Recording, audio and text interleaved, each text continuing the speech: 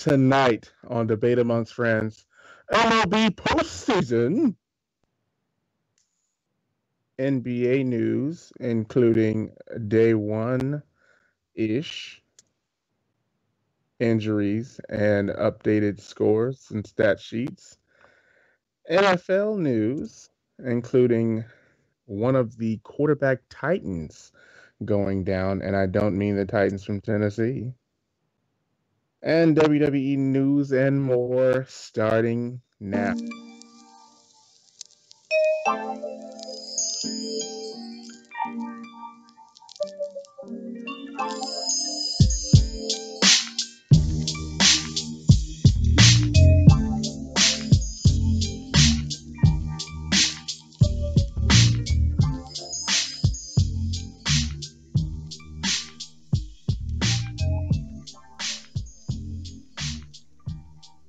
Ladies and gentlemen of the internet, welcome to Debate Amongst Friends, live on YouTube, and we're also on Twitch, ladies and gentlemen.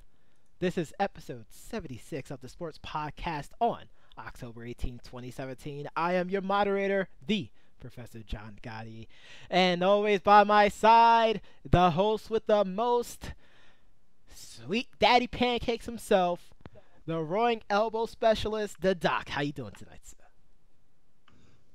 I don't even know if you're talking about me anymore. I don't even know if you're talking about me. I mean, I feel hyped tonight. I feel hyped because we have postseason action going on. We have a full all-star cast with us tonight. Security just couldn't even hold them back. And we're ready to debate some stuff, sir. Well, I am definitely ready to debate, sir. Let's get ready to debate. Well, before we start debating, we have our two guests tonight. Absolutely.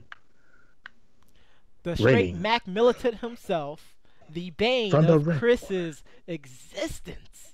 It is the Duke. The Duke. How you doing tonight, sir? I'm good, gentlemen. How are you?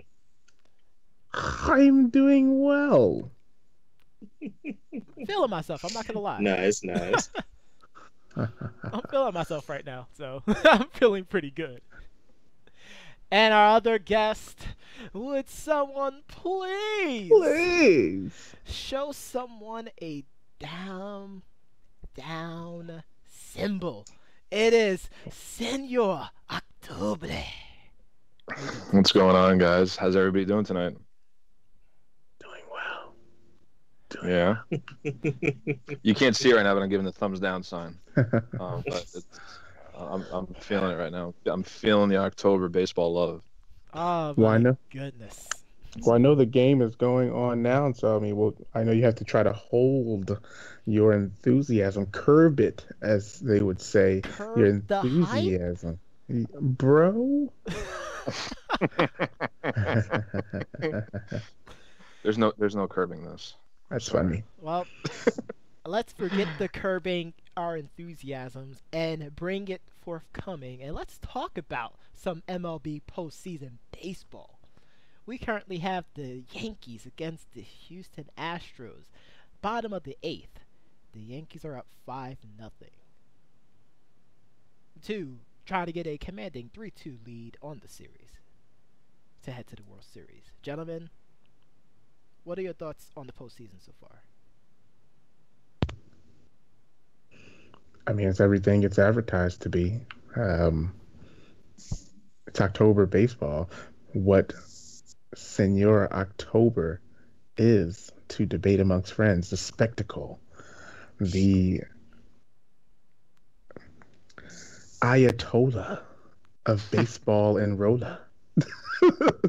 I mean, it's everything that we want it to be, and clearly we've gotten everything that we can only hope for just in one of the first series.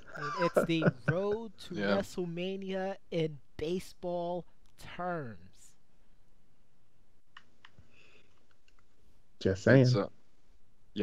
It's crazy. I mean,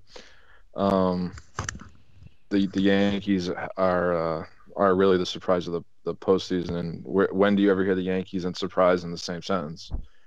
Unless it's like, hey, surprise, the Yankees won another World Series, and you're being extremely sarcastic. But this team's been pretty magical, and as it stands right now, it's going into the top of the ninth inning, and it's last ups for Houston, with the Yankees having a commanding 5-0 lead and looking to have the hammer going back to Houston to be up 3-2 and have two shots at eliminating Houston and punching their ticket to the World Series. This October baseball has been fantastic. It's probably been one of the best Octobers I can remember in terms of just excitement. I mean, last year was pretty great, having the Cubs make it to the World Series and win it, and that battle with them in Cleveland at the end. But this postseason has been pretty special so far. What was your biggest surprise, sir, of the postseason, other than the Yankees doing what they're doing right now? I mean, they've been scary at home. I mean, we talked about this before the podcast started, but I mean, they're real scary at home. They're even more scarier when it's 2 outs in the inning. Yeah, they've been excellent with 2 outs. They had the best home record in the American League during the regular season. They hit the most home runs at home of any team in the regular season. And that's translating to their postseason play, where they haven't lost yet a game at home.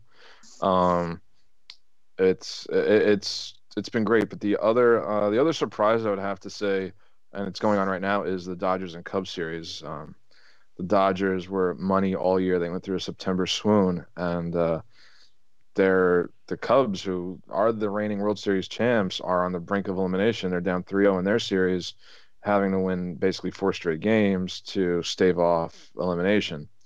So I think that's surprising. I thought that series would go similar to like the Yankees Houston series, where it would be like even and both teams would be like trading punches and stuff. And the Dodgers are kind of back to their dominating ways. And, the Cubs are like in quicksand. Like the Cubs, like the more they try to fix it and get it right, it's like the further they sink into it. Doc, Duke, anything you want to add about this one? Oh, I'm good. I think for me, it's always, I always root for the underdog, and I guess it's so crazy to think of the Yankees as the underdog. But I mean, this is one of those magical things about the playoffs. You gotta really love October baseball, because it's almost like everything you want the season to be wrapped into a month and a half, 2 months. That's a great point. Yeah, it's like, so it's think about it like this. If the Yankees could have played like this all season, you wouldn't have had to worry about them struggling to make the playoffs, struggling to, go 0-2 twice. 0-2 twice? Yeah. Come on. But I mean, it's great baseball. Hopefully it continues into the World Series. Yep. I mean, we won't go so far and start talking about World Series matchups yet, because anything can happen. No, and I don't want to disrespect Houston. I mean, Houston, and if you look at the postseason so far, the home teams are I think 18-7. Like the home team is favored. So winning in Houston, if you just go by the way the trend has been this year in the postseason, is going to be no easy feat.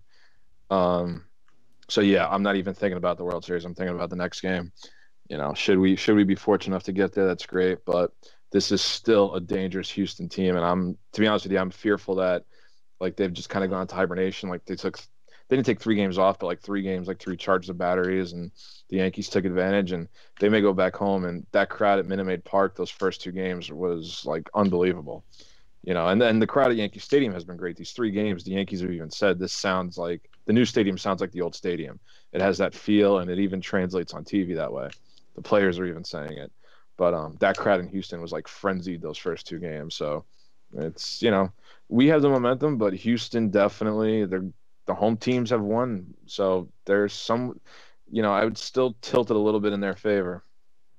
Not so much in their favor, but I would still hold the series somewhat in the balance. Obviously, the Yankees having the hammer, being up 3-2.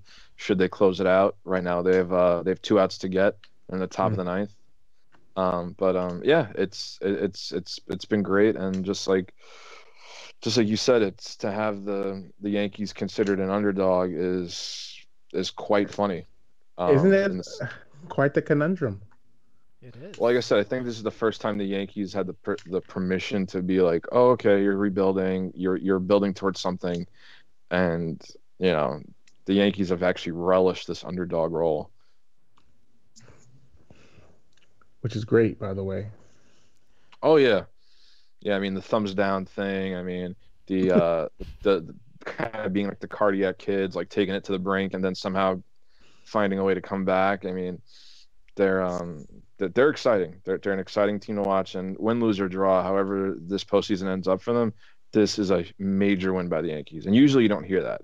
Usually it's if the Yankees don't win the World Series, it's a failure. That was always the Steinbrenner mantra. But this year, especially this year, regardless of what happens, this year's a major, major, major W. Absolutely.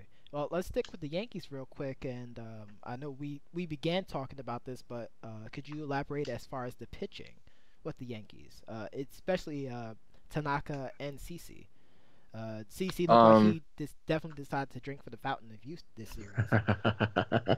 CC looked like his Cy Young self. He looked like the guy we got from Cleveland, who we couldn't hit for years. Yep. We could never hit CC.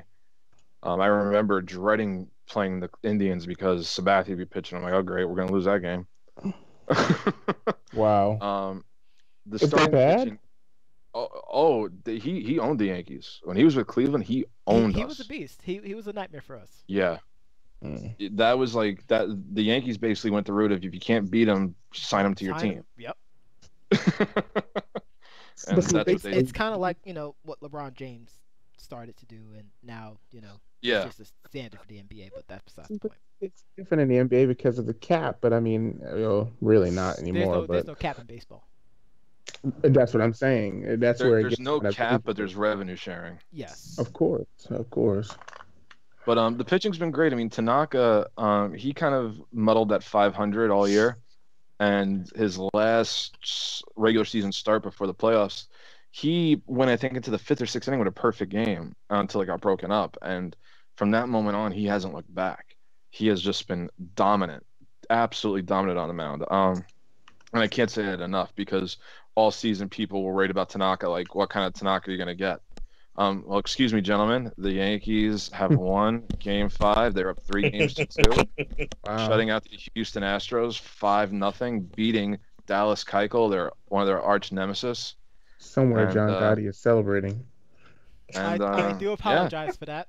I was out of character of myself, but wow. The Yankees banged out 10 hits tonight. 10 hits and 5 runs. That's awesome. They had 10 hits tonight. The last game, I think they had 8 hits and had like 7 or 8 runs with that.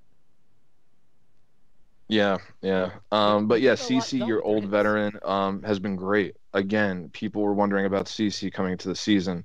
Okay, he's not a power pitcher anymore. Can he adjust? Can he become like a crafty lefty where he spots the ball well and he gets hitters off balance? He doesn't blow them away. And he's answered that question. And if I'm the Yankees, his contract's up at this season. Pay that man his money. To quote, oh my God, what's his name from Rounders? John Malkovich's character. But yeah, pay that man his money. Pay him. Wow. The man, he's a lefty, which you can't find. He's a big lefty, and he can still gun the fastball up there when he needs to. So CC's been nothing short of tremendous. And Severino, who's arguably been the best pitcher in baseball all season. These are 3 guys that you could say all 3 of these guys are. And they're all coming together. And not to be overlooked, Sonny Gray. He got into trouble last night in the 6th inning, but he went step for step with McCullers. It was no runs, 1 hit for 5-6 innings.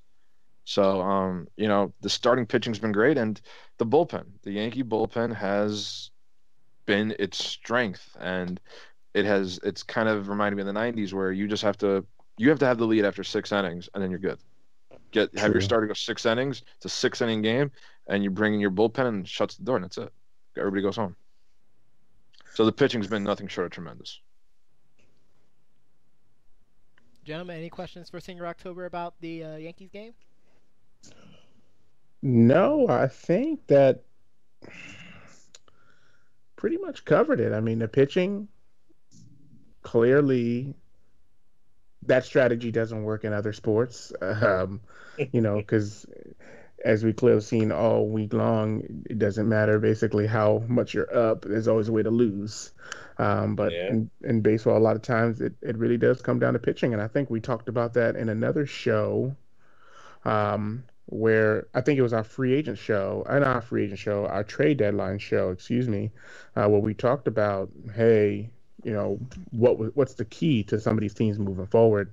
And I believe that it was Senior October who did say pitching would come down to be a key factor. Yes. In the final stretch. So that's pretty sweet. Word. And I think to just piggyback on that, aside from the pitching, the other thing the Yankees have done, they're kind of going the Chicago Cubs route of building. We saw the Mets when they made it to the World Series in 2015. They built through pitching. They had 1 through 5. 1 through 5 could have been an ace on any team in baseball. But as you've seen with how specialized pitching has become with the rash of injuries we're seeing, it doesn't work, and that's actually what tripped up the Mets this year. From like the beginning of the season, they didn't have most of their starting pitchers healthy. And what the Cubs did last year, which proved successful, was you had like 2 or 3 studs like in your rotation, like 1 or 2, and the rest of your pitchers were okay. They were just like average, but every one of your starting position players were studs. Yes. They were either studs or like key lunch pail, grinded out role players that every team would give their right arm for. And the Yankees have that. They remind me, in terms of how they're constructed, they remind me of the Cubs last year. And so I think that formula is showing that is the formula that a lot of teams are going to go, is what made the Cubs successful last year, breaking their Billy Goat curse. So it almost sounds like the Yankees are going to win the pennant. Listen, don't put the horns on them. Yes, please don't do that. Houston is very dangerous. Houston was the best offensive team in baseball all season long. They made the fewest errors in the league, in the American League. I mean, this is still a team. The way the Yankees woke up after being down 0-2, Houston could flip the script just as easy. Yes. So the Yankees, I mean, and they, again, just like last night, enjoy this. Last night's game was just nuts. That comeback win after being down 4-0 and coming back winning 6-4. But what's sparking them is Judge. Judge has struggled this postseason, no secret. And then he had that game 2 nights ago where he had a big home run, and then he made 2 beautiful defensive plays. And I could tell you just from playing the game, when you feel like you're not hitting the ball's not really being hit to you, so you're not catching it, like you feel like you're out there but you're not participating, you press. You're like, okay, I have to do something. You try too hard. It's like, okay. So you start swinging up pitches that you don't normally swing at, that you know you can't hit. And he was doing that for a while. But then he made those 2 defensive plays, crashing into the wall and running and diving head first and hitting the home run.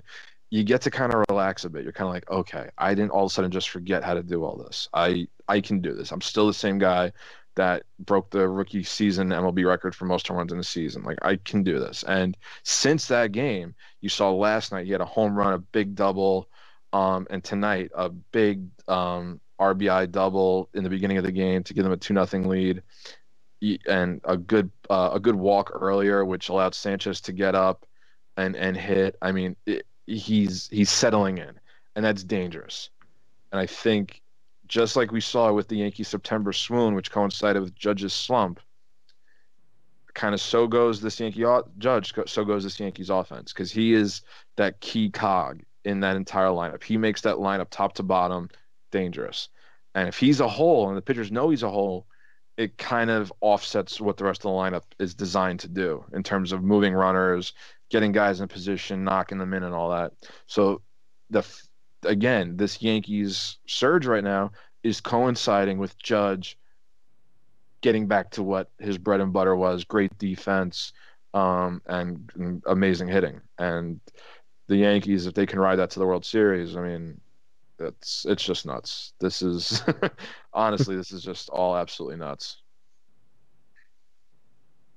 I like it. And interesting stat: the Yankees have won 19 of the last 22 home games.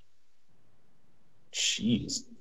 Yeah, that's you want to talk about dominance at home and creating a home field? There you go. That's it. I was about to say, but you know what? With fans in the stands like that, I can totally believe it, because we have seen time and time again where fans can turn the tide for or against a team.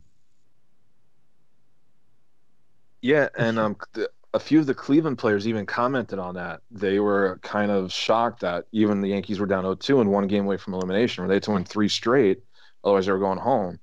They were kind of not taken aback, but kind of just like I don't want to say surprised, but they were kind of just like a little impressed, maybe like, wow, their team is down 0-2 and they're acting like they're up 2-0.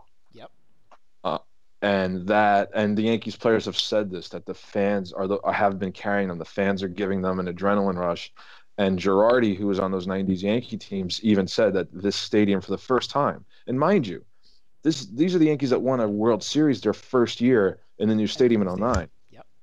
He said for the first time it's getting that wild, gritty feel to it. Like the newness is finally starting to wear off of that beautiful stadium. Like it's starting to get a little scuffed up, a little more gritty, and it's getting that feel of like this is our house. And if you're going to come in here, you're not just going to have to play us, you have to play 49,000 fans, and we're all coming after you.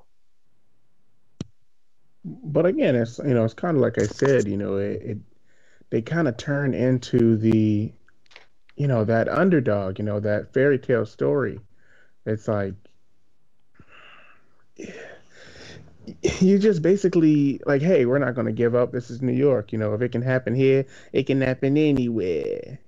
Exactly. And the Yankees feel like they're playing with house money. They're like, hey, no one expected us to be here. No one gave us a shot against Cleveland down 0-2, and look what we did. And no one gave us a shot against Houston down 0-2, and look what we're doing. So, like, to them, they don't feel any pressure. No one expected them to be this good, and everybody's been counting them out all year. And so they're just like, screw it. Let's just keep playing our game and see what happens. And that's what they're doing. They're playing their brand of baseball, and they're making the other teams now play that same brand. And that's the way the cookie would crumble on that. Or that's how the news goes. And that's the way the news goes.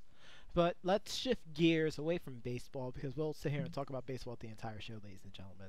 And let's talk about some football real quick, gentlemen. Mm-hmm. The biggest news is the injury to number 12, and I don't mean Thomas Brady. Aaron Rodgers went down in the first quarter against the Vikings. I wanted to ask if it was a clean hit.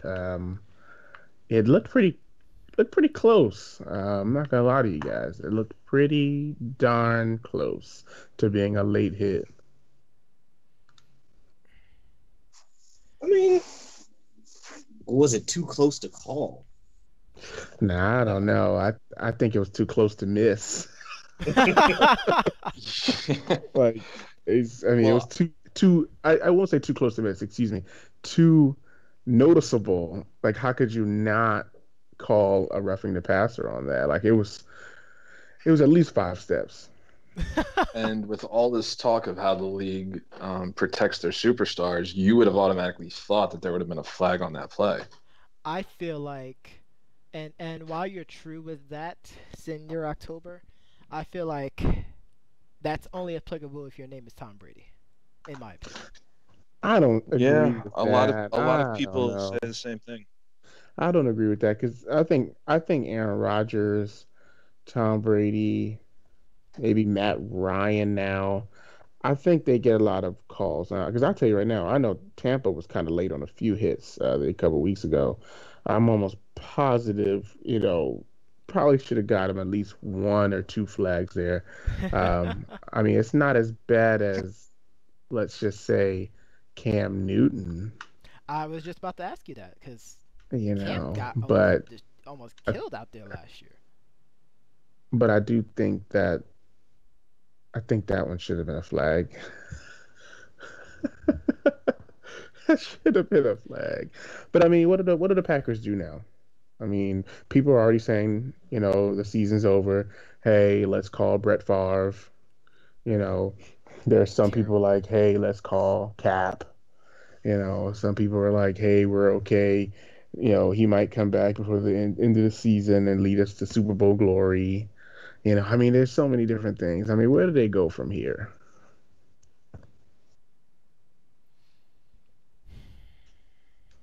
I mean, I still think it's deplorable that Cap doesn't have a job. I mean, Cap would be the first person I would think of Kaepernick before I think of Brett Favre. A guy who's in his prime and a guy who's been in retirement for a few years. I mean, to me, that's a no-brainer. But I won't talk about the elephant in the room. But I don't know. I don't know. If I was them, I'd be calling Kaepernick immediately.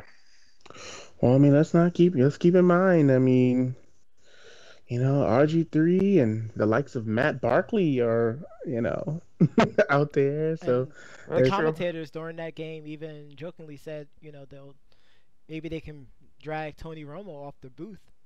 Exactly. Exactly. Tony Romo. If it's me, I would just I stick with who they have right now. I mean, we don't know how long he'll actually be out. Like, yes, we could say that he could possibly miss, the rest of the season. But I mean, who knows? Maybe they make some noise. Who knows? Like, anything can happen. The only thing is that Brett Hundley. I mean, he's a great short to intermediate thrower. Mm-hmm. I don't know him to have the big arm where he would be able to throw it down the field. But then again, you never know. He might be able to do that now later on in his career. But I don't know. Brett Hundley. He did get a lot of snaps before this game. Before that game. Colin Kaepernick, Brett Hundley. I don't know, man. I probably say Cap, but that's just that's neither here nor there. But do they win 8 or 9 games this year, or do you think they're completely done? I think I'm gonna call it a done. I think this is a great time for their defense to start making bigger noise. Their defense is getting pretty old, though. They are getting pretty old, but like something like this can definitely, give them that little kick in the rear. Do we get the return of Clay Matthews' celebration? Like we don't know what's gonna happen. Like anything can happen. All of a sudden now you have a young quarterback who can only throw short to intermediate, like you said. Mm-hmm. And the defense is like, yeah, we need to start pulling more of our weight now. Aaron Rodgers is not going to walk through that door right now. And that's so terrible. But it's true. But I mean, here's my thing, though. In all reality, could the defense actually carry this team for the rest of the season? Because when you think in all reality, I don't know. Because when you think about it, they've gotten pretty.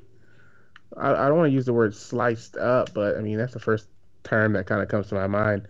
They've gotten pretty diced throughout this season so far.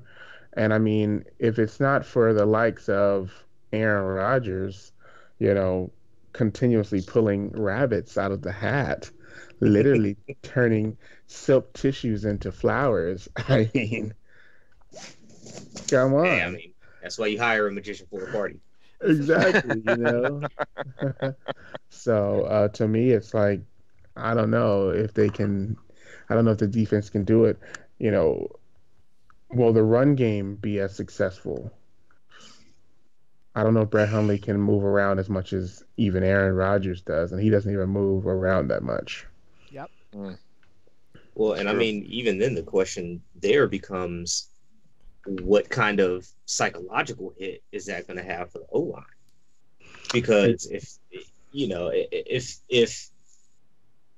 he was the driving force of the offense, who's going to step up and fill that spot. That's true. The O-line wasn't really all that good to begin with, so. And that's kind of exactly my point. Like, but we're we don't talking know about what's going to happen. Like, it could just light a flame underneath, every other aspect of the team. The O-line, the receiving core is pretty dynamite. We really can't say pretty dynamite, yeah. Your defense, even your special teams. We really don't talk a whole lot about special teams, but who knows? Maybe they have a second coming of a Devin Hester on their squad. Like, we don't know what's going to happen.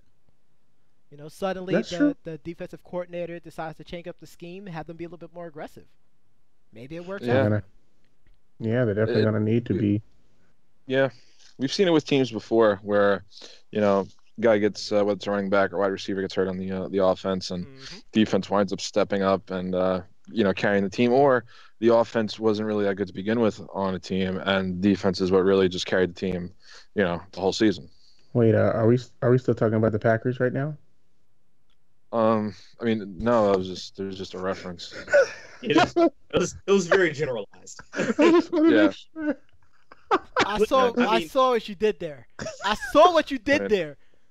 Did you see where I was going with that? No, I saw what the doc was going with that line. Wow. Yeah. That's my line. That was my hand.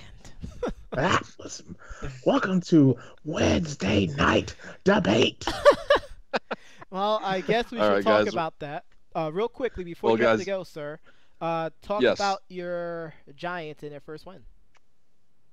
I was just shocked. I was chalking this up to an 0-6. I'm not even gonna front, but you sound like it was.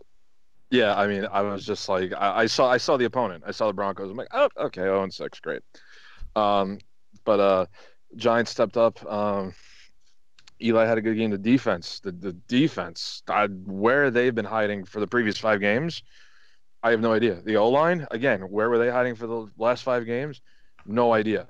But the special teams actually is what carried them. Yeah. So that I'm not. The Broncos defense didn't really show up. No, they didn't. So I going into the game with the Seahawks again, roll the dice. I have no clue what's gonna happen. It's like opposite day. So I'm just happy. I'm just happy that there's not a big goose egg still sitting in the win column for my New York Football Giants. So yeah, that's all I'm gonna say about that. Well, we know that we have to let him go. Thank you very much for catching up with us about baseball and about your Giants. My pleasure, guys. And can't wait to have you back on the show again, sir. You got it, man. Hopefully next week we're talking the Yankees in the World Series. Let's see what happens this weekend. Hey, that's the hope. And always remember, sir, keep those thumbs down. That's right, baby. All right, guys. Have a good night, gentlemen. All right. You too, man. Take it easy. Bye-bye. So now that we finished talking about the Giants, let's talk about the other team that's been quite the surprise. Tying in the AFC South. Oh, you gotta be kidding me. The Tennessee Titans. You got to be kidding me. Duke. Your team. Duke. Yes. What are they doing?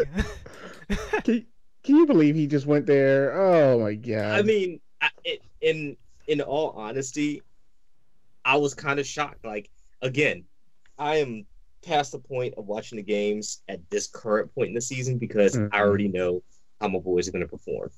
I will catch up with them maybe, 5 games before the playoffs. But they've been having this real, Jekyll and Hyde confusion with both their offense and their defense. It seems like, depending on the game, either their defense is on or their offense is on, but never both at the same time. And it's really, really frustrating because they have won games with each side clicking. So I'm what did you think about Mariota's play not being able to move around and whatnot? Honestly, I didn't like Mariota when he first came on the team. I'm still not a 100% fan. Wait, But- wait, wait. Wow, Are you wait, yeah, you basically can't. the Philadelphia Eagle fan base against Donovan McNabb? Right. No. I mean, did you boo But- him at draft night? Right. I did not. I reserved my skepticism.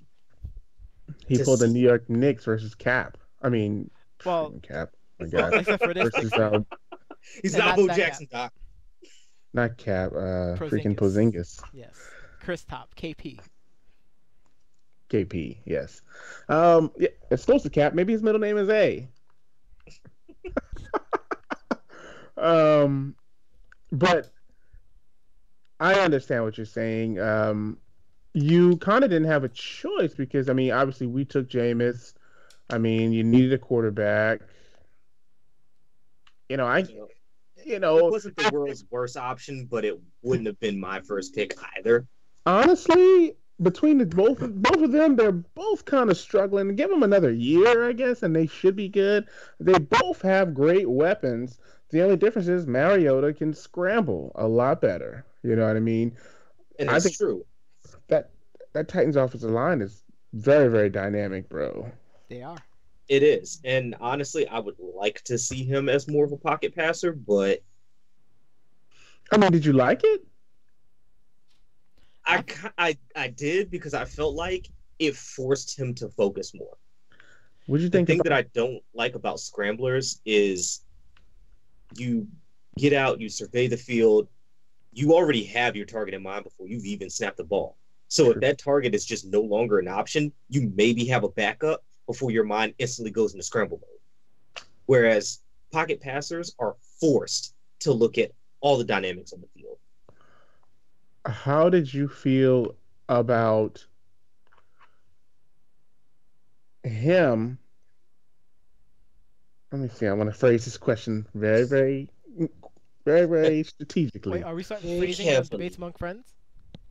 No, because because this is a situation where he couldn't run the ball. Nope. So it was like, hey, he can't move. The defense knows he can't move. But they didn't really blitz him like that in the parts that I watched. I mean, I turned it off because it was just like, all right, Brissett's throwing passes. He looks like Byron Leftwich out there. And then you got, you got Marcus Mariota. He's looking like Leftwich also when they had to carry him down the field at Marshall. So, I mean, it was just like, what in the world is going on here? But luckily, the Titans have a great run game. True. I mean, So I guess, It's always been the fallback. how would you feel if he just played the game like that for the remainder of his career? He didn't step up and run. He just, or he he stepped up and run more seldomly versus what he Right. currently do. You know, I guess and that's what the- kind of my thing. what the better question is. yeah, That would be my option because I can appreciate a quarterback who can scramble. Like you sometimes you just need to. It's unavoidable. Mm-hmm. And if you can't, then you're screwed. But I don't want that to be the go-to. Like The that's running. part of my issue with Carolina's offense. Are you sure? Huh? Are you sure it's not the offensive coordinators though? Because they do a lot of play calls that like really, really like geared towards them running. Like Malarkey was calling all kinds of run plays out there, and Gruden was just eating it up. What Gruden and You know. his spider his Well, spider Spider Y2 Y2 banana. Yeah, exactly. You know, What and the- that's fair, but I feel like that's what makes very dynamic quarterbacks is Yeah. their ability to adapt to the situation and not just run plays. He said, "What kind of coach calls a tight end jet sweep?" He was really like he was so happy with Malarkey, and it was just like, wow, you know what I mean? Like he was really loving it. But I understand what you're saying, and I think Mike Evans said it best. In college, you have to deal with scrambling quarterbacks very often. You don't want to have to do it in the NFL. Yeah. And I think that's part of the reason why they didn't blitz him as much as they probably should have, was just because you don't want him to rabbit on you when everybody's rushing the pocket.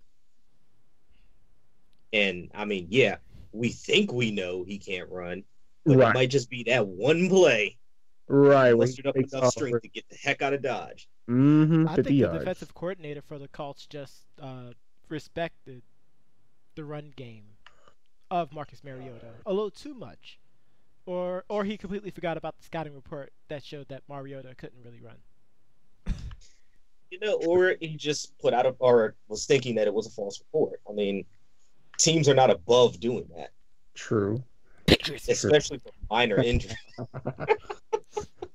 Especially for minor injuries. Oh, he had an ankle sprain a week ago, but now he's out here running like Tom Brady. Or Eli Manning. Exactly. So, but I mean, I think ultimately it does put them in first place. I mean, tied for first place, excuse me. But with the loss of the whole Texans defensive line, how excited could you really be for this placing? I mean, all right, look, I was always taught as a kid, don't get horse in the mouth. I'm gonna take it and hope that they run away at least with AFC South, which, in all honesty, they could. Yeah, definitely. And before I say this, I just want to say, like, I love my boys, I love my Titans, but I don't really foresee them going too much further beyond that. At least not this year. The run game is what'll probably keep them in it. Yes. 72-yarder at the end of the game. I mean, you kind of need that momentum. Derrick Henry ran a 72-yarder at the end of the game. True. You have to look that up. Do you have to look that up, John Gotti? Or have Chris looked that up for you? No. Oh, okay. Derrick Henry ran. You had a face like he didn't run 72 yards. Maybe he won 71 yards. he ran 71.233. Yeah, like repeating, of course. But that run game is pretty important. But here's my thing. Tennessee has almost always had a solid run game. My issue with that being, you pick up good runners. Yeah. And you pick up, I can't even say marginal quarterback, because you go from having good quarterbacks to not so good quarterbacks. But they're like the reluctant passing team. Like, your whole offense is structured around the pass, even though you pick up these great runners. And it's only in games where they can strike a fine balance do they actually find themselves pulling ahead. Like, all the tools are there, but it's like, I got a screw. I don't want to use a screwdriver. I'm just going to hammer this thing in.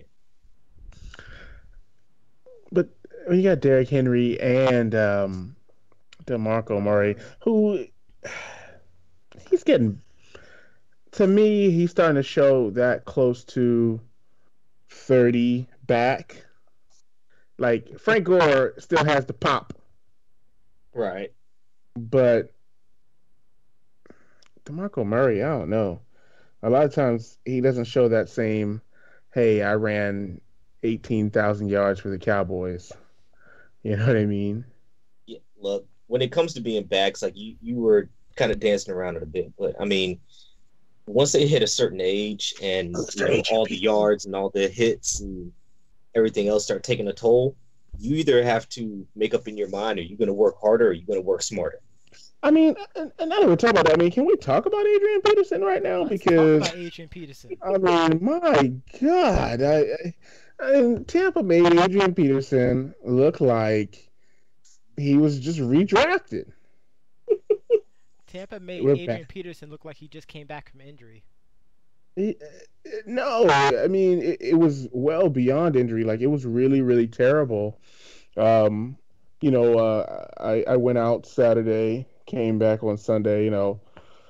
Turned the game on, and I was like, all right.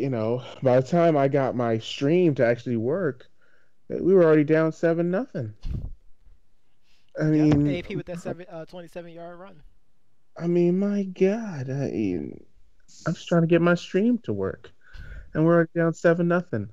So then I turn it on, and we're go down 14-0, and I'm like, okay, we're getting a little out of hand right now. And all of a sudden, I looked, and it was 21-0. I said, all right, getting close to turning the TV off. It really, really pissed me off. And then it was 24-0, and I was just like, all right. I mean, at least they got a stop, I guess you can call it a stop. Jameis Winston goes down, and that kind of goes to what we were talking about here with Mariota. The thing about Jameis is he has one of those 1990s, 2000s vibes, I'll say, like a Brett Favre, a Marino, a Young, where they don't really care. They're going to throw this ball, and they're going to throw it with all their might and try to squeeze it in there. The old-fashioned gunslinger. Let the chips fall where they may. But Jameis hasn't really got there yet, so it's rough. And then he goes down with a shoulder injury. And what made it terrible, and I saw this online earlier, people were saying that he needed to take accuracy lessons from Ryan Fitzpatrick. And I didn't even say anything. I just sat there, like you see us right now. Don't get me wrong, Fitzpatrick played a hell of a game getting us back to within 5. That's what Ryan Fitzpatrick do.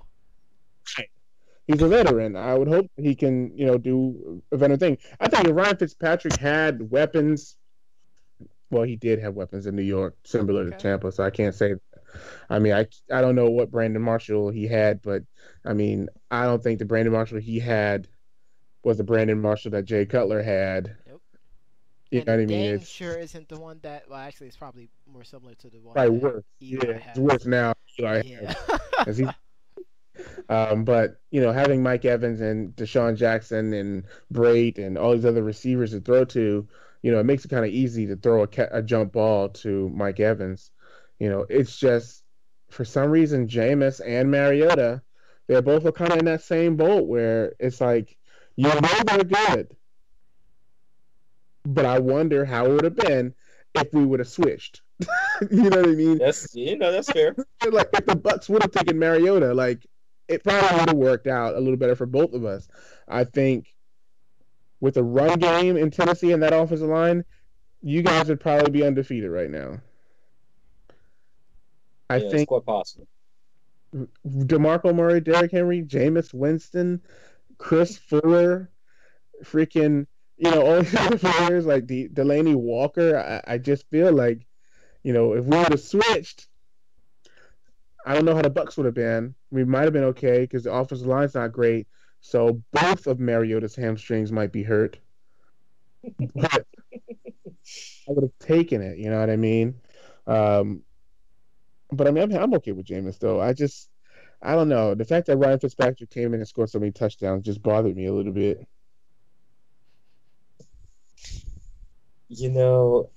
As well, it probably should. This is my infamous, I put on my coach hat. We're going back to 3 days. I told you to correct some of these errors because there was just no reason. It really wasn't, and I was just sitting there, and I was just like, I just can't believe that Ryan Fitzpatrick came in and threw touchdowns. Don't get me wrong, he did throw a goal line pick, from our 1 yard line, which was terrible. But other than that, I mean, he played Ryan Fitzpatrick football, which just wins games sometimes. But for people to start calling for Jameis's arm, basically, not his head, but his arm. It's just like it was ridiculous. I mean, he's not that inaccurate. Come on. He's 23 years old. Exactly. like to quote, Tony Parker, I'm 23 years old, Pop. Right. I mean, give him some time. Even Dak Prescott's almost 25 years old. Yes. Just saying. Just saying. But let him marinate a little longer. You mentioned them Cowboys. We got to talk about the big news heading into Week 7. The Cowboys are coming out of their bye week, and they may and most likely will have Zeke Elliott in the lineup. Yep. It's so stupid. That's why I have avoided it completely. If you didn't mention it, I'm not gonna lie to you. I wouldn't have brought it up at all. Because Dak's name then. You did this to you. It was really an accident, man. Because I mean, it's so dumb. Like, why don't they just forget it? Like, it's all old now, and it's like just forget it. Well, he did it. Now it's gonna hurt the Cowboys going forward. Because he's gonna serve the 6 games. It might help the Cowboys. They bring in Trent Richardson. He runs for 1,000 yards, and now we move on. Straight from the mind of Doc Ocean. I know that was gonna go there. Come on. But seriously though, they don't. He's not playing that great anyway. So that's why he's not playing that great. And it's about time that the fan base is starting to accept that and want more instead of them expecting them to just win. I think a lot of the diehards that we see on a regular basis expect more. I don't know about those delusional fans, but I mean, I think all fans this year who are actually still watching, are demanding more. But I don't know, man. It's interesting. The Cowboys, I don't know what it is. What's different about them, but some heads are gonna roll. I think Jason Garrett's on notice. No, he's not. He's got to be. No, he's not.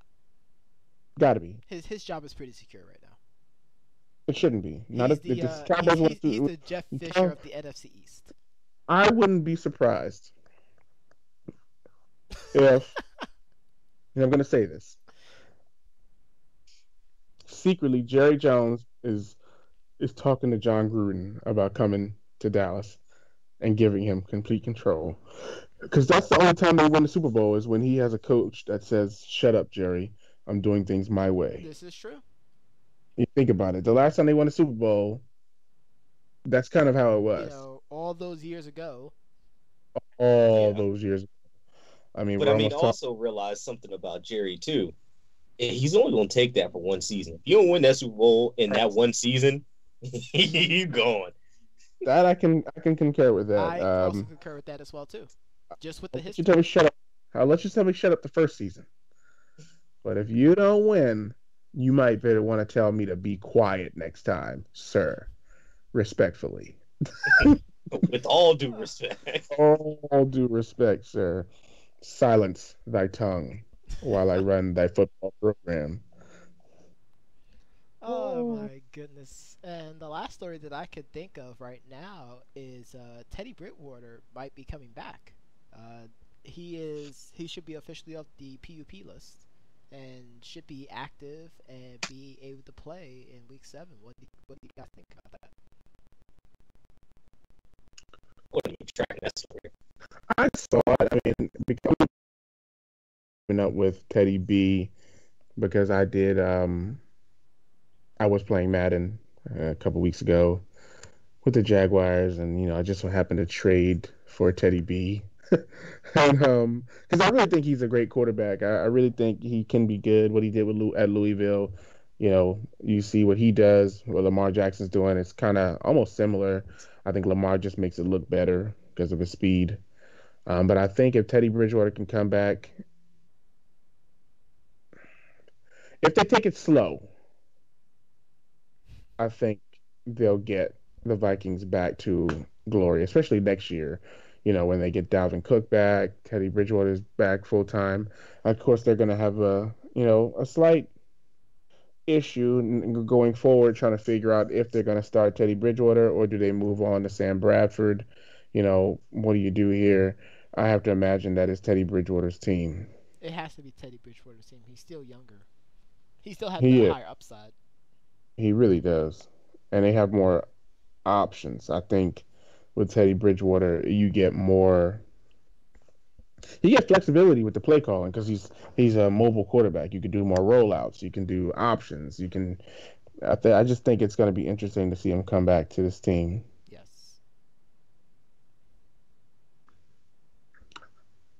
But speaking of coming back, I think it's time to go back and get back to this hardwood and talk about Kyrie Irving already going back. Before we talk about that, we got to talk about the gruesome injuries. We want to give our thoughts and prayers out to Gordon Hayward.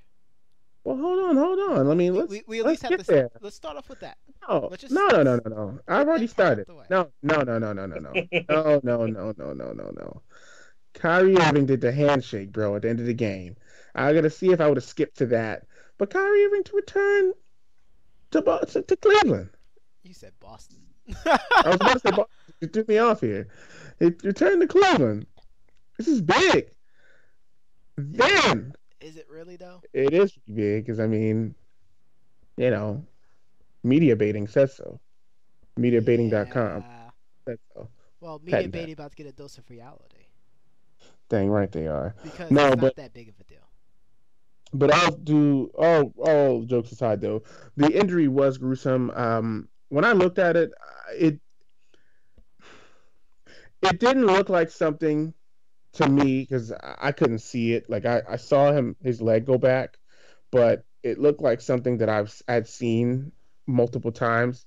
And it takes me back to, of course, when I hurt my leg, and I did something smaller in comparison to this, but I still did as much damage in my one movement than he did in this movement. I would say really close. But I remember the next play, somebody, when we were playing, that somebody next play fell similar to how Hayward fell. He got up and he kind of walked away, and I'm like, why is everybody oohing and ahhing? Like he fell, like I don't get it. And they're like he snapped his leg, and I'm looking at the replay and I'm like, I don't see this snap that everybody's talking about, But of course he did get injured, so of course we definitely want to, pay our respects in that regard and hope for a speedy recovery. I think looking at all of the prayers and all of the warm wishes, I'll have to say that Kobe's was probably the best. I don't know if you got a chance to see it. It was a long, almost poem from the Black Mamba himself. Saying you're going to be angry, you're going to be sad, you're going to be mad, you're going to wish you could take it back. I mean, it was poetic. Like it was like one of the hottest bars of 2017. I see what you did there. But at the end of the day, this is going to make you stronger. This is going to make you just be thankful that you can walk. Yes. This is going to make you thankful that you can go out here and play basketball again. So, I mean, ultimately, it's one of them things where if you get a chance, people definitely go check it out. It was pretty interesting. Fair enough. But talking about the game, though, the Celtics made it a game despite not having Hayward. And, they brought it down to the break. Kyrie Irving missed a three-pointer at the buzzer. And as the doctor alluded to, Kyrie did all of his dabbing handshakes to his former teammates. Fellas, gentlemen, the people want to know, is that fair or foul for him to do that? I mean, look, in all honesty, that's fair. I don't knock anybody's ambition. That would be the same thing as, when LeBron went to Miami and everybody was all butthurt about that. Like, really honestly, at the end of the day, dude is diehard with Cleveland, and for whatever his reasoning in his mind and his heart, whatever was for leaving Cleveland, it doesn't now go back and knock the bonds that he had with the guys on the team. So, I mean, look, yuck it up, do whatever else. At the end of the day, you're on the court to play ball. If this is the one time or the next time or whatever that you get to see your homies, celebrate. But, I mean, it wasn't like he didn't play against Cleveland. Wait, dude, so let me get this straight. Are you comparing Kyrie Irving's trade to the decision? No. But I like how you called it the decision. Because that's what it's called. The hashtag taking my talents to ... No, but what I am getting at is that it is next to impossible, unless you're just that special kind of a-hole, to play on a team for as long as Kyrie has and not develop those lasting bonds with guys. I mean, look back at some of the older players. Like, you got Jordan and Bird, who didn't even play on the same team, but played against each other enough that they're still friends. So, I mean, I don't think that putting on another jersey automatically disqualifies you from being able to commiserate with your friends. No, this isn't gang warfare. I get that part. The part that I'm confused about, and maybe you can help us out real quick. Maybe you can help me out, because I'm hearing, the LeBron maniacs in my ears cheering you on because you just made him into a bigger martyr now. And then I hear that people with a little bit more common sense, they're like, did he just say that? Kyrie Irving wanted to leave because he wanted to actually lead a team. Right. LeBron left Cleveland because he wanted the rings. He was already the leader of that team. He was pretty much the leader of the NBA, period. Okay. So how is that comparable, though? Because at the end of the day, they both chose to lead. Yes, but that's why I said no matter what the motivations were, and was a man about it. A la Ray Lewis, be a man. I want to trade. Instead of LeBron doing it on national freaking television at a Boys and Girls Club, which was for charity, so, kudos for that. But on national television, and not tell the owner that he was leaving. It was a surprise to him. It was a surprise to his teammates. It was a surprise to the league. It was a surprise to those media baiting bastards at ESPN. It was a surprise to everyone. I mean, obviously, they all got over it as he is once again wearing a Cleveland jersey. What I'm saying is, I'm not going to go there because I went on many of rants about that. And but no, all I'm saying is that regardless of what happened, regardless of how it went down, at the end of the day, it was still a decision. And I mean, look, if his teammates liked him for it, cool. If they didn't like it for him, cool. But those are very interpersonal relationships. I don't feel like we can sit on the sidelines and judge. And I get that part. Like, him doing the stuff like that afterwards, completely agree with you. Like, Jordan, Bird, Magic, heck, even Barkley. Like, they hate each other on the court. Outside, they like each other, but they'll still talk smack about each other. But on the court, you are my enemy. I don't care. Like, KG, one of the most intense people. I mean, you could probably put KG and Ray Lewis on their respected fields as the most intense people to ever play those games. Right. But outside of it, they're pretty cool guys to talk to. Just saying. So, yeah, I understand that part. The part that I found to be, I guess, at least for me, is he did it, like, immediately after he shot the 3-ball. Like, okay, we lose. Like, that's honestly, the only part for me, but that's just because that's how, I would play ball. Like, if I miss a game winner, like, first thing I'm doing is going up to my teammates. You know what? My bad. That's on me. You know what? I'll get better with that. We'll do better next time so we don't have to get ourselves in that kind of situation. Or if we get better in that situation, I promise you I'm going to make it kind of thing. Afterwards, I give my little dab, say what's up to the people that I left, and things like that. That's just my mentality.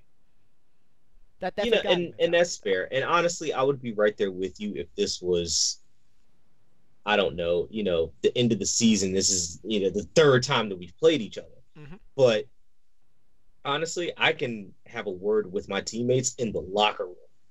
But I can air all my laundry right there. And I understand that part, but he has time to do it before the game to do that.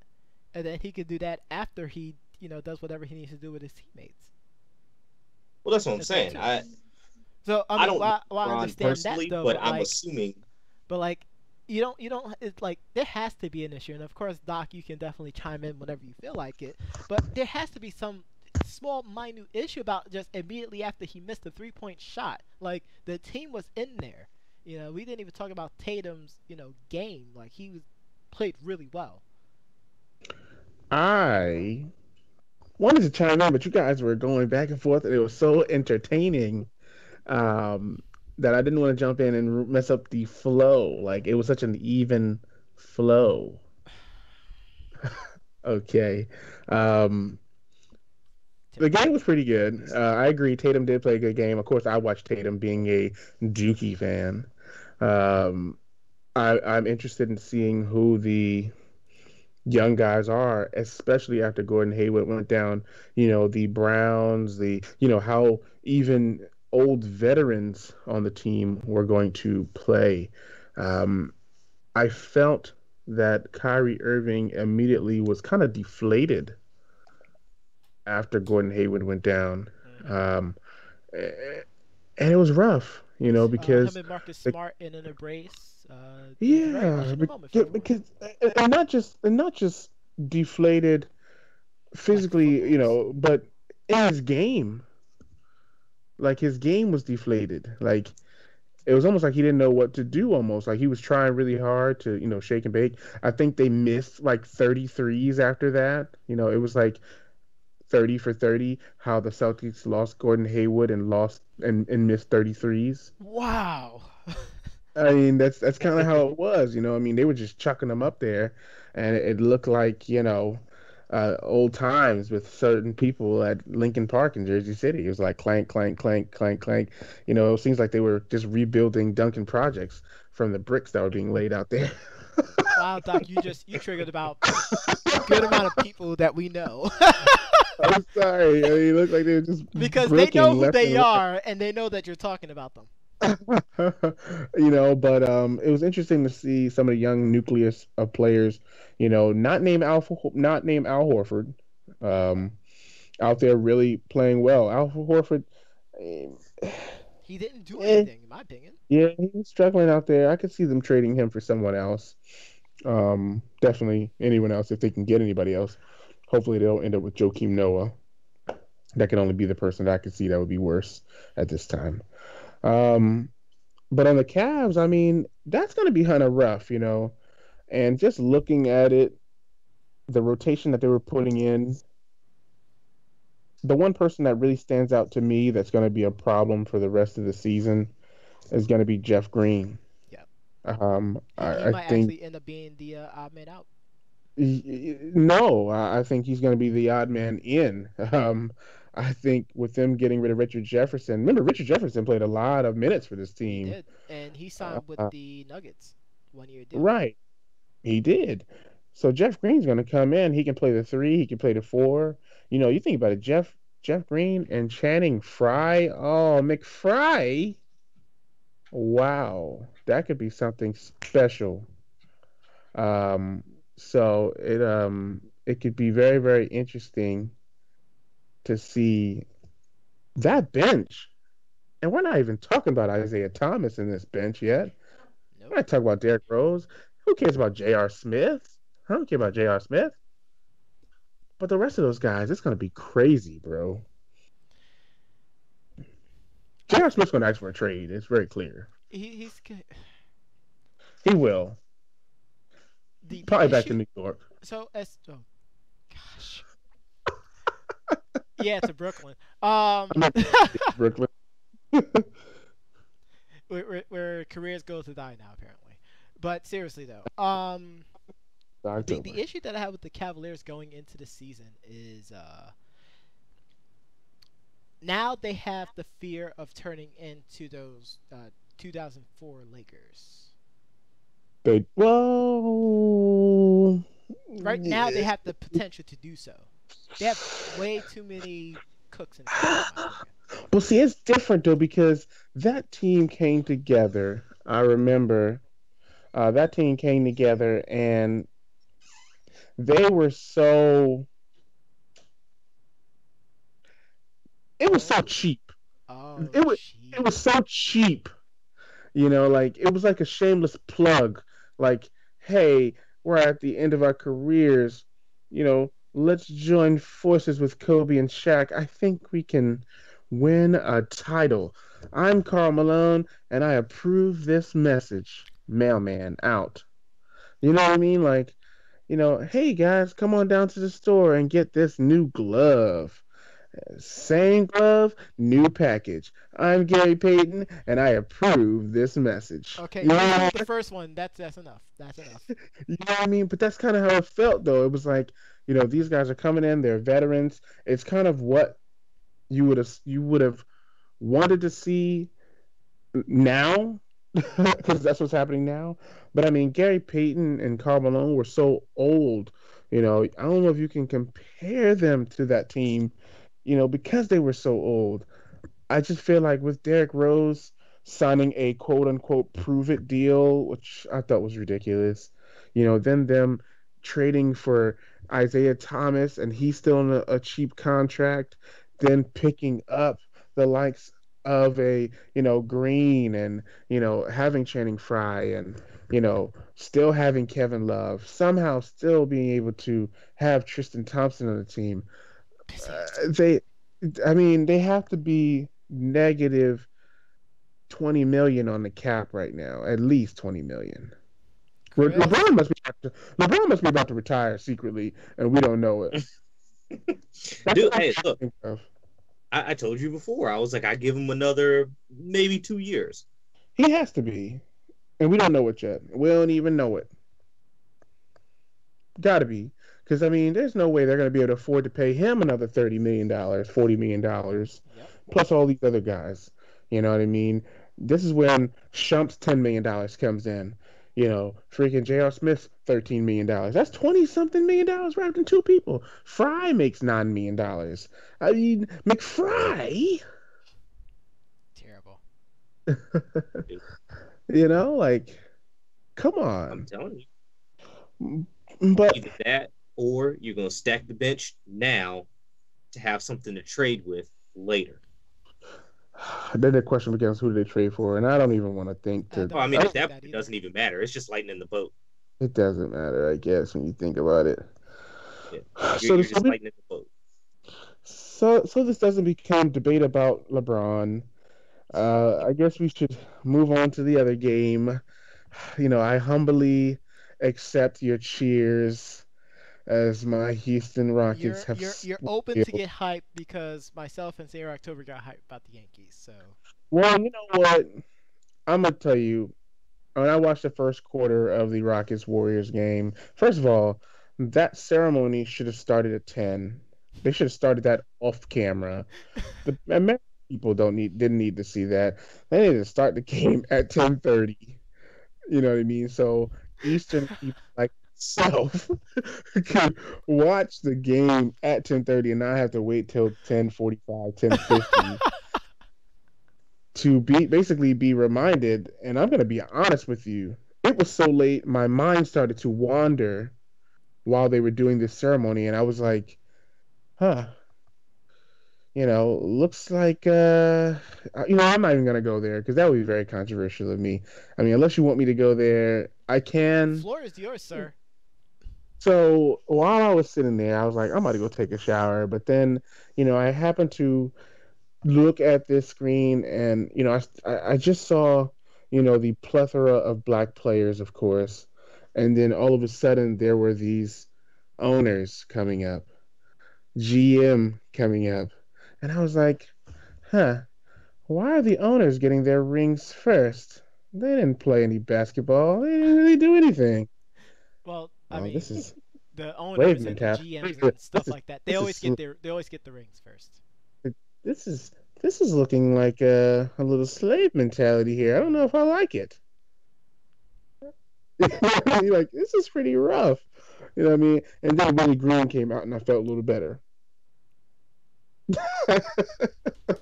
He's one of the black coaches. I was like, okay, Willie Green's coming out. Perfect. Count it. Right. He counts.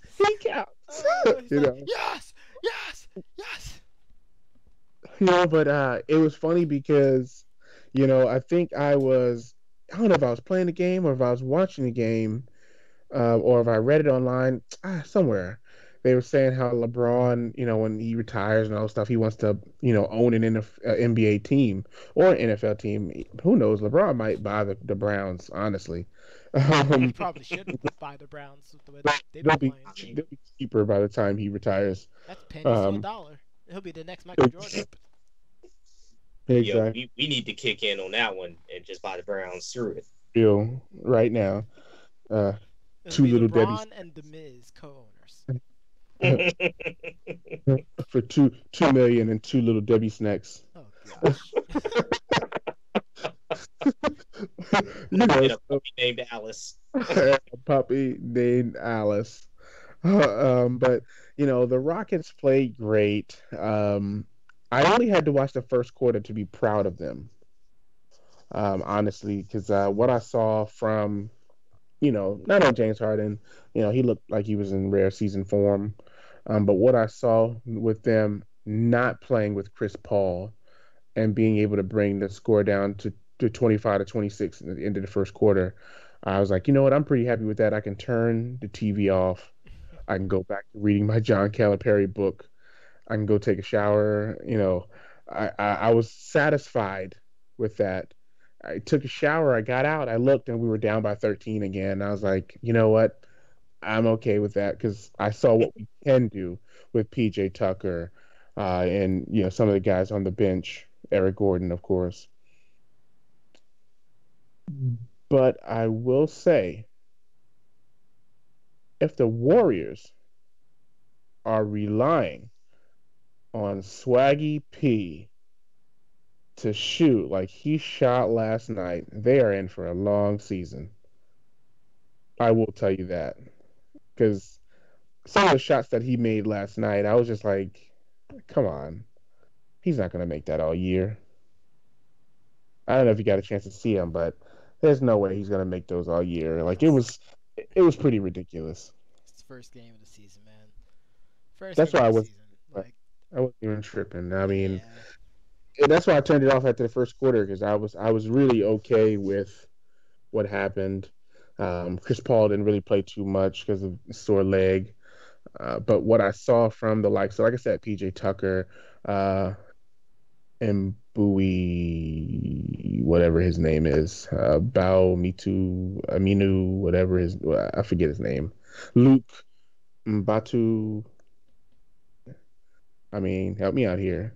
He played for the Clippers. I mean, don't be sitting here. You know the guy's name. I do, but it's so much funnier. Go ahead, continue, sir. Go ahead, keep it going. But yeah, they play very well. Their length was very good. I mean, come on. I was gonna say his name so at least can get it. I almost fell off my chair. Don't fall off your chair, man. I mean, come on. Luke Baamute? Baamute, yes. There is a player. He's on the Trailblazers. I think I mixed two players. I think you did too. It's not the first time. I was like, what in the world? I know his name is something like that. I was like, something in there. But I was pretty happy with those guys and what they were able to bring to the table. But of course, that does bring us up to some other breaking news that we both read. The Rockets are going to let Clint Capella test free agency. It's pretty intriguing. Restricted, of course. Which usually they usually end up signing those guys back unless your name is, Chandler Parsons. Shots fired. Shots fired. But I would be interested to see if somebody comes up, Mark Cuban, and tries to sign him for, shots you know, fired. 50, You know he listens to the show, man. $60 million. I mean, it would not surprise me. Yeah. And really just out of spite, if nothing else. Right. I mean, he would be him and well, they have some bigs down there. Not probably the ones that they wanted, but obviously they wanted Dwight Howard all those years. They probably got him for a couple million and they can get Happy him Meal. pretty cheap right now. Yeah, he could have been real cheap. Get him for a bowl of rice and 2 pickles. Right, and tofu egg roll. Oh my god. Those don't exist, by the way.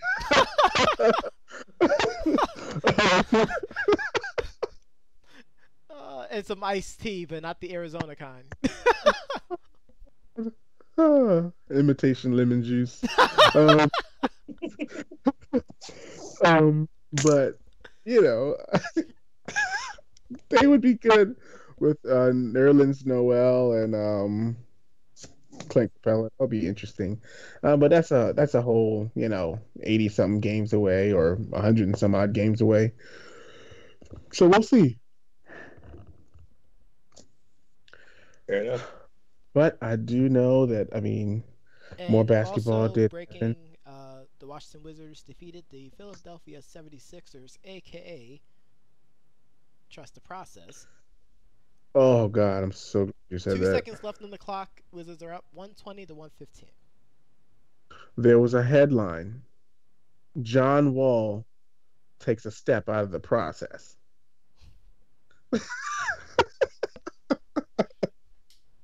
That's so disrespectful. When is stuff not disrespectful in the media? I mean, can we talk about that for a second? Because we know that the internet has no chill. None. But the media has no chill either. I think the internet has... I don't even know if the internet knows how to spell chill. I think chill skipped past the internet during its integration phase. Hey, would you like to install this extension called Chill? No. Nah, pass. Nah. You understand? Because there's so many things in it. You've seen what they did to the likes of James Harden. Defensive player of the year.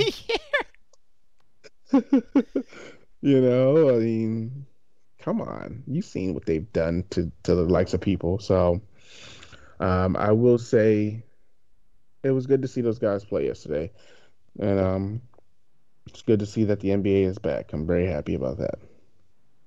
Because football is getting pretty boring with so much drama going on.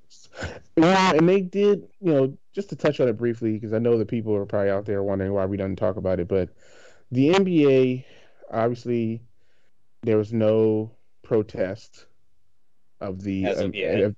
I don't know. Let me tell you what some of the top dogs said. The likes of Stephen Curry, Kevin Durant, LeBron. Some of the big dogs said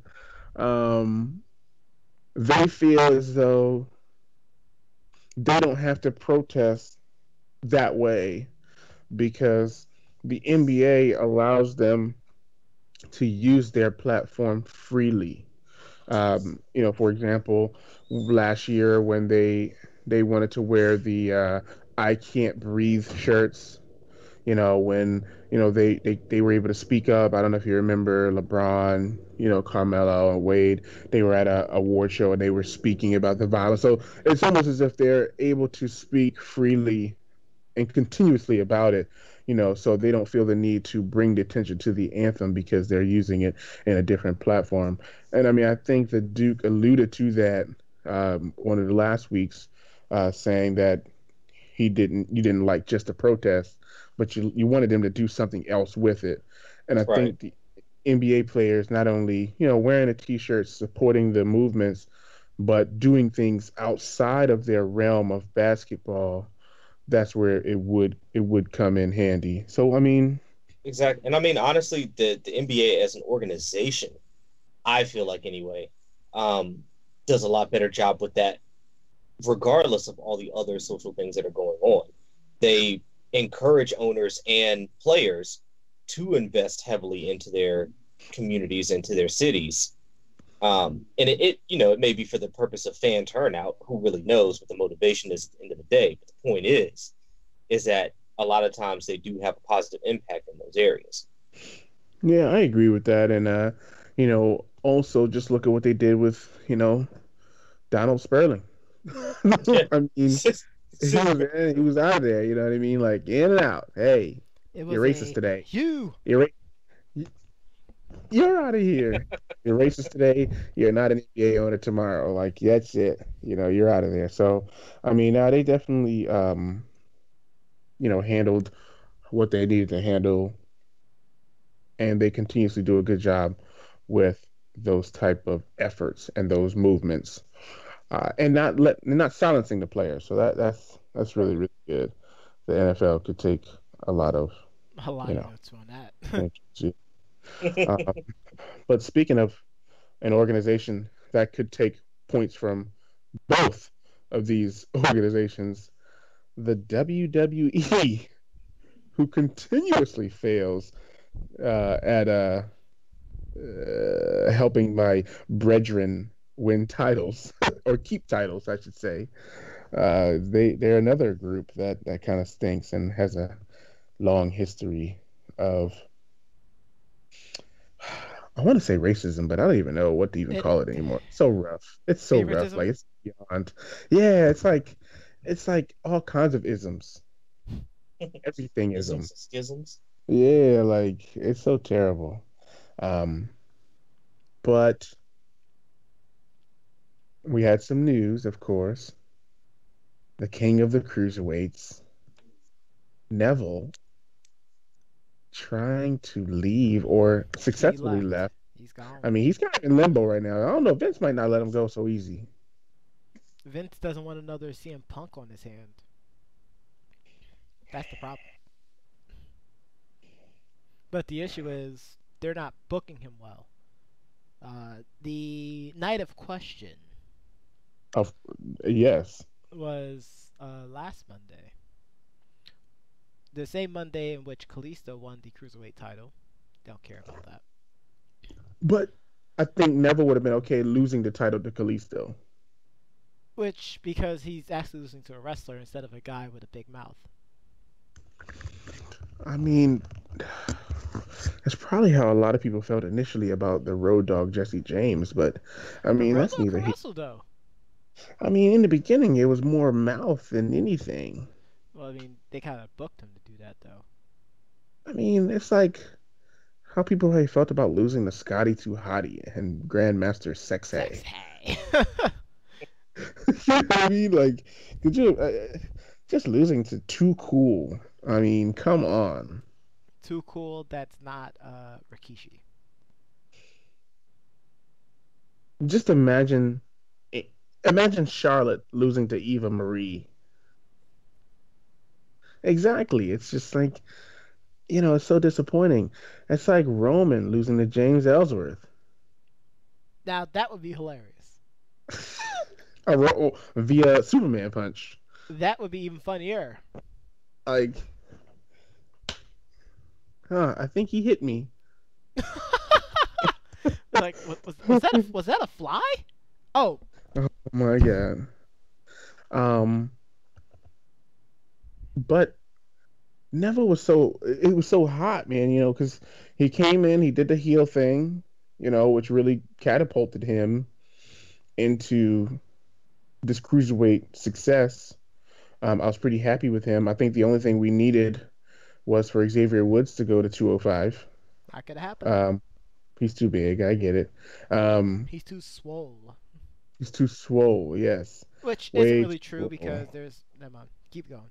Well, I'll say this: it's hard for them to probably put him over there because he's always standing next to Big E, and Big E is ginormous. He's my height. That's what made me put things into perspective. Big E is 5'11", 6 foot, but he's like 285 pounds of like solid muscle. Like his chest looks like both of my legs put together. I have some pretty big legs, but his chest is just like out here with it, and like it looks like two ginormous turkeys sitting on, a rib plate. Like it's pretty ridiculous. Like he just looks like he lifts couches for a living. Like it's rough, guys. But I mean, how do you feel? So I mean, WWE is, I feel like we're always chasing the next pay-per-view, like the common worker chases a Friday. We're always looking for it, but when we get to there, we know that's going to come and go, and it's going to suck usually. The pay-per-views that are coming in, I'm talking about Fridays and then pay-per-views, it kind of come together. You'll get it. It'll hit you in a second. But the pay-per-views are so fast and furious that I don't even know where we are anymore, to the point where on my ticker, I heard that the WWE got so confused that Brock Lesnar and freaking the modern day Maharaja are going to square off at one of their next pay-per-views. Yes, that's Survivor Series. Not the next one, but one of the next. I think it's 2 pay-per-views. Survivor Series. Yeah. That's November. Yeah. Which we'll get like 3 pay-per-views before Survivor Series. Gosh. They'll probably sprinkle in a Night of Champions or something. Makes me want to go to the bathroom and take a nice long crap. I'm just saying. So, I don't know how that's going to work. Are they going to do the whole double champion thing? Like, who do they push here? What happens? It's just to do a championship versus championship match. That's all it is. But we've been there. It's like reminiscent of like Bret Hart versus HBK before HBK became HBK. Are you going to let the modern day Maharaja beat Brock Lesnar? No. In fact, Brock Lesnar's gonna eat him freaking alive. He's gonna eat him, and then he's going to floss his teeth with the Singh brothers. And I don't mean to make that sound racist, because that sounds racist, but he's gonna destroy them. I'm trying to understand why book this match. What's the point? Because they're getting ready for the India trip. And he needs to be against someone who actually has, worldwide acclaim. Which means they had to pay him an extra $1 million to just lose. He has to lose this match then. Who, Brock? No, he's not losing. He's not losing. He has to. The worst thing that can happen with this match is a no decision on a major 4 pay-per-view. A no decision on a major 4? Oh God. You can't even say that because I mean all of the pay-per-views have had Singh brother, interfere. Exactly. So it's like if this one ends in no contest, it's gonna be like, really, bro? Exactly. Really? They've been doing that all year, and you do that on this one? And they might cancel. Different. Cancel. They might just start canceling their subscription. The subscription has went down. In fact, they're not really doing that well in India. So I'm not even gonna go there. I'm not even gonna touch that. I'm not touching that at all. I'm not gonna go there. Let's just move on from that comment. But it's just weird, like you book this match, there's no way, you're going to India. He's gotta win. Even if it's via roll up. He probably won't hit Brock with his move, but the Colossus. It'll probably be the Great Khali again. Oh, that makes it worse. They're going to India. It'll be the Great Khali. You might even see, like, I don't know, Iron Sheik come out of nowhere. I don't even know. This is starting to go into bad territory. I think we should probably move on. It's going to be a cluster, man. I can tell you that. It's going to be pretty rough. It's the WWE. When is it not a cluster? When it got the F out? well, we see how much that's working out right now. Yeah, that's exactly what when it went downhill when the F left. And in other news, in the world of the wrestling entertainment, I guess you can call it, the Shield back together. Oh. And there's going to be a 5-on-3 handicap match at TLC. They added Kane to this? No. This could be that moment that I was telling you about where the Authors of Pain come in and join the Shield. Yes. This could be that moment. Remember I said that they wear their armor similar to the Shield. Yes. That could be it. And what, the Shield becomes a 5-person thing like the NWO kind of thing?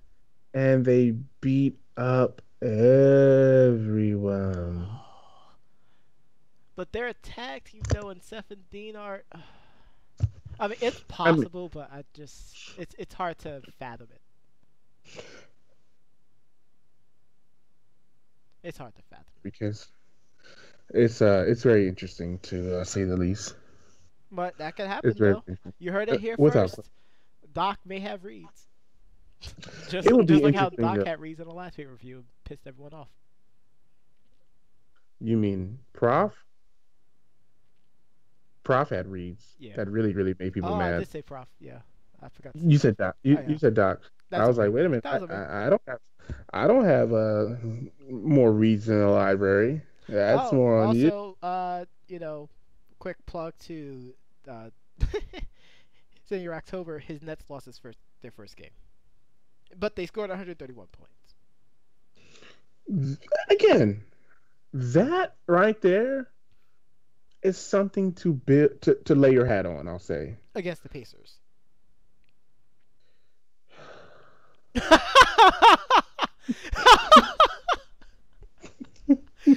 You like how I paced that one? Yeah, that was rough, man.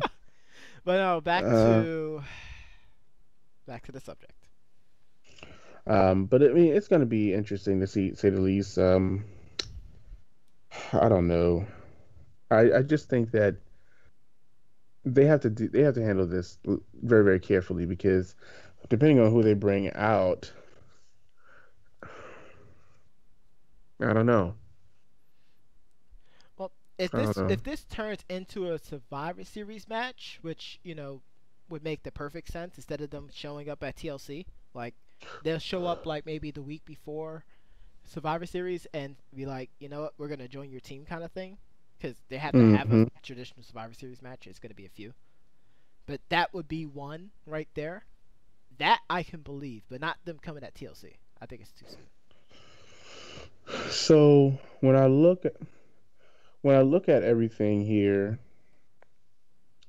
the only two people who are missing from this who will probably be added is Matt Hardy and Jason Jordan. Oh gosh. I mean, those are the only two people, other people who have a problem with the Miz. Jordan? What's that? Playoffs, you said? Exactly. Don't talk about playoffs. Don't talk about Jason Jordan. But I mean, seriously, how else to get him over than to put him in the ring with, all these other guys? Well, imagine him doing a German suplex to Kane. Okay, Kane got German suplexed by Brock Lesnar. Kane got slammed by a lot of people. It's nothing new. It's nothing special. To us. Of course not to us because, we're smarks. That's what I'm saying. I mean, without throwing shade, I mean, there are a lot of little Jimmys. Marks out there. Marks.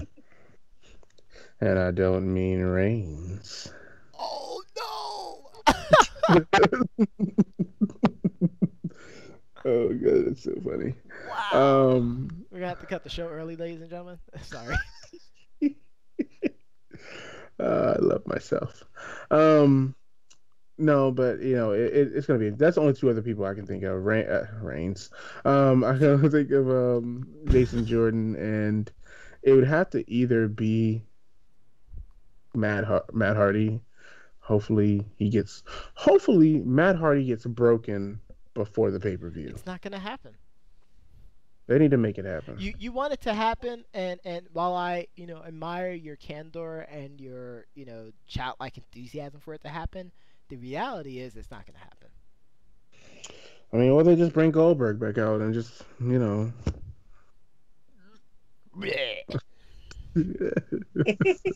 going outside right now. I know how much you love that. Yeah, of course. How much do I love that? Yep. Mm-hmm. Goldberg. I think it's time for us to do the final thoughts. Let's do it. Well, yeah, you're absolutely right, though. I actually only had one final thought today. Goldberg. Shake up in the college basketball world as Louisville has fired Rick Pitino, which we knew it could happen. Well, it's official now. Official. I mean, yes, but it was possible that it could have gotten overturned, and I guess that's where it's like, wow, probably one of the better college basketball coaches in the country was let go. I mean, I'm interested to see how they proceed further into the next coach. Hopefully the sanctions don't put them in what they consider to be the death penalty, where it kind of destroys your program for the next 10 to 15 years, basically. Well, we shall see. We shall see. Duke, any final thoughts for tonight? I'm still coasting off my last final thoughts, but I will go ahead and reiterate.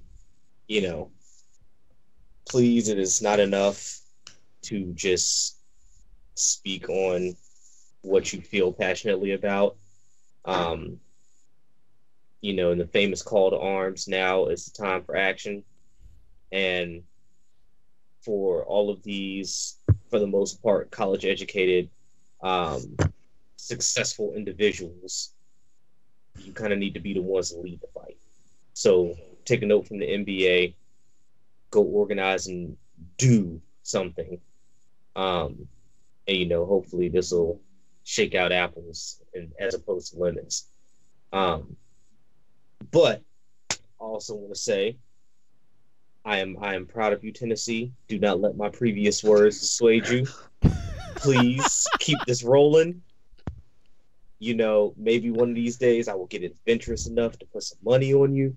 But until that point comes, just keep doing what you're doing. Keep doing what you're doing. My final thoughts. I want to give a shout out to the former members of What Culture Wrestling: Adam Pacitti, Adam Blampier, the man formerly known as King Ross, Sam Driver, and Jack King. They have their new company name out there, which will be called Cultaholics. They have a YouTube page, they have a Twitter page, they have a Facebook page. Get a chance. They usually do provide some great content. Make sure you follow them. Make sure you subscribe to their pages. Any support that you can give them, it's a big help. So that's the first one. Also, Street Fighter had a new reveal for a new character, and it is Zeku, who is Guys. For those who played Street Fighter Alpha and Street Fighter 4, he is the, I guess, ninja character. That's how people can describe him pretty quickly. But he fights with a style called the Bushin Ryu. You actually get to play as his master, who is pretty sweet. His trailer was pretty awesome. First take for him is he's really dynamic. He has a lot of cross-up options. In addition to that, I guess this is V-Trigger. He basically goes into a Strider-like. Strider is from a different game called Strider. Hear you.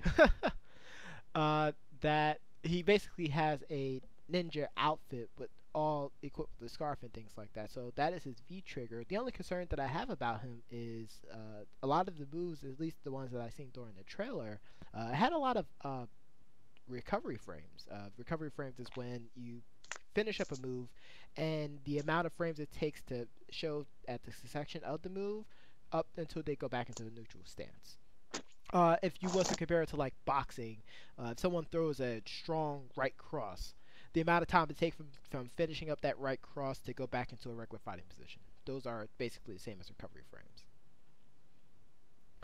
I also want to give a big shout out to Kota Hirano for providing me with a great picture of one of my favorite characters from Hellsing Ultimate. I don't know if people noticed this, but on the Debates Among Friends Facebook page and or Twitter and or my personal account, I've used a character named Enrico Maxwell during these Yankees games where he did a thumbs down, which I thought was perfect and everyone loved it. So, you know, I decided to use that for the Yankees thumbs down, and people are just loving it. And, you know, be sure to catch it if you see it, especially with the upcoming Yankees game. Last thing that we have to talk about, and I'm surprised we didn't talk about it though, there was a fight with the Chicago Bulls between Nikola Mirotic and Bobby Portis. We didn't talk about it because it wasn't really a fight. I mean, it was more of a, you know... You start calling him One Punch Man? Yeah, like he just punched him in the face. You know, like that was really it. I hit it with my serious punch, coach. I win. You're suspended. Mirotic, basically, as we like to say, he manned up and this jar got stole, straight swole. He was hospitalized after a fight. Well, they called it a fight, but of course it was more of a skirmish. And Bobby Portis isn't necessarily the most calm-minded people in the league. He's definitely an enforcer, basically, the old school kind of enforcer, quote unquote. And you know, caught him with a good shot. Unfortunately, his actions led to him to get suspended. So you know, we'll see how that's going to happen afterwards. Definitely. I don't know. A lot of people don't like Mirotic like that, so I could see several people wanting to have punched him in the face. Bobby Portis just so happened to look like Plexico Burress that he did punch him in the face. Wow. Oh, just all kinds of shots fired tonight. Shots fired. And the last final thought I have, heading back into the world of wrestling, legendary half of Team 3D, or the Dudley Boys, Bubba Ray Dudley, also known as Bully Ray, quasi announced his retirement at the latest ROH pay-per-view, where he put someone through a table and basically kind of gave a send-off to the crowd. You know, that's pretty big news. He's been, you know, wrestling for a really long time. Someone who's really good as far as getting like natural heat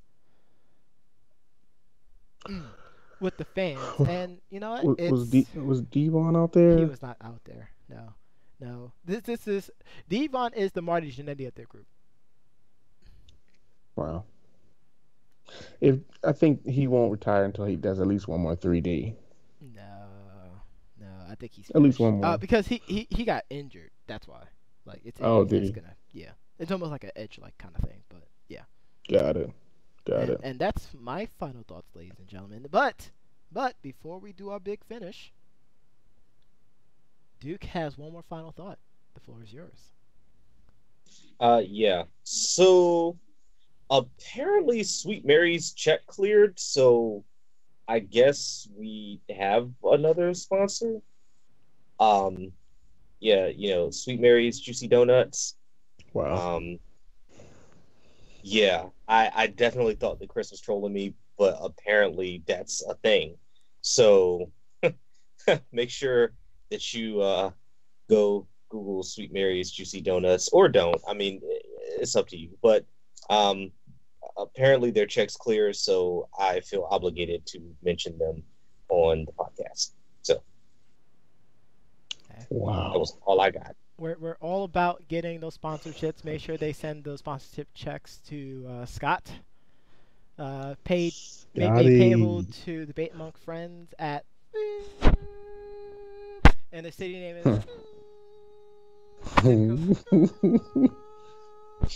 You can just pick up that information from Scott directly. There you go. But, ladies and gentlemen, we are at Endgame.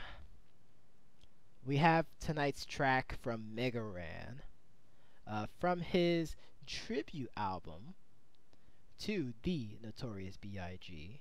The name of the track is The 10 Gamer Commandments, from his album Notorious Ran Ready to Live. It's a really good track. I think everyone's going to enjoy it. Yes. But ladies and gentlemen, be sure to like our YouTube video, hit the subscribe button, join our notification squad by hitting that bell. We always appreciate it. Leave a comment. Even if you dislike our voices, let us know. We're here to get much more better. We're here to provide you with way more better content for you. And, we'll just see where we go from there. Also, subscribe, follow our Twitter page, twitter.tv/debateamongstfriends. We will be starting Gaming Amongst Friends very, very soon. Once we was able to get Scott to procure a gaming system for the Duke so he can actually sit down in front of a TV and play a video game. Word. Just strap it onto a pigeon. Yes. Also follow our Twitter page at Debates Among Friends. Wow.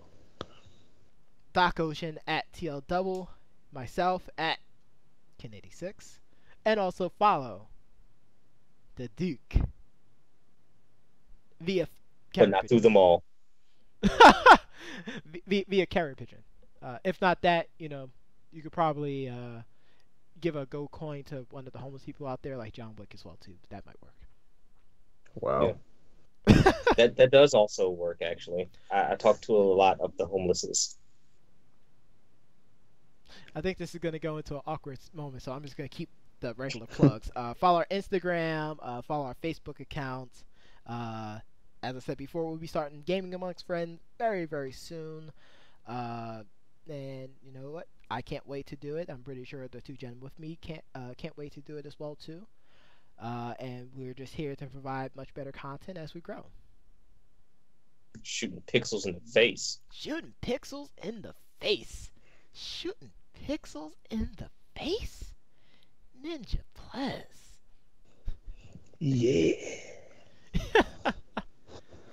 Oh yeah, and quick shout outs to Up Up Down Down. They did a superstar save point with Zusef Machka, where he got to meet Bruce Leroy himself as they played the Punisher.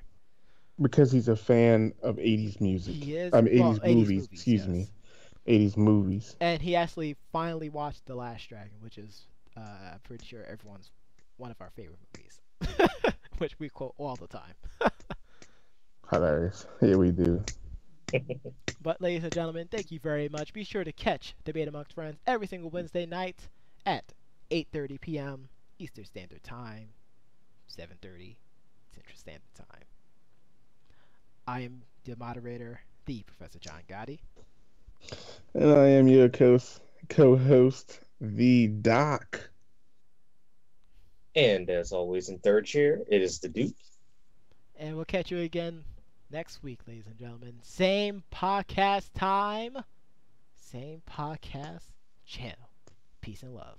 Yo, Eric, I gotta shout you out, man, because I wasn't even gonna do this one until you said something. But you was like, yo, I gotta flip it, flip mode. 1, 2, 3, 4, 5, 6, 7, I've been playing games for years, yo. They made me an animal. Gamers need tips since they stopped making manuals. Step-by-step pamphlets for you to get your game on track so you won't be whacked. Rule numero uno, yo. If shooters are your bag, don't camp out in high spots on capture the flag. Nothing wrong with taking advantage if you can manage, but there's a thin line between technique and spamming. Number 2, if you getting beat, you gotta take it. No unplugging, real gamers don't rage quit.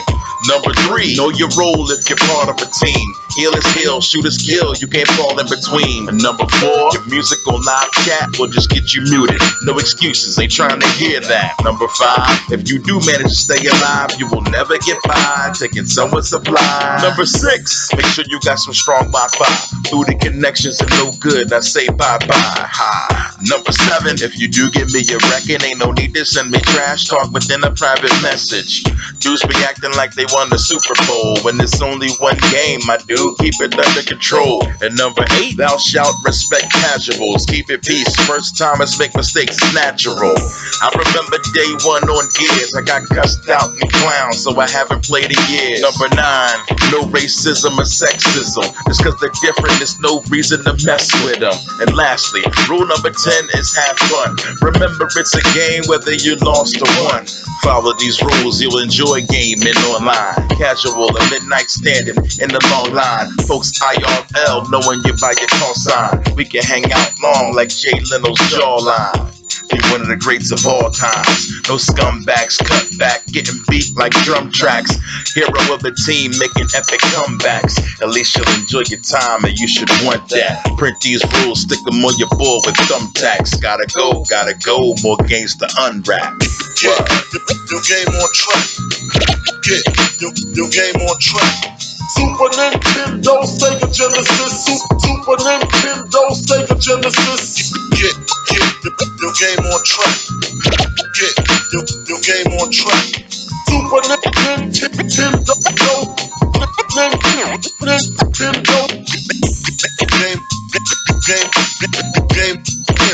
game on track. Super Nintendo, Sega Genesis.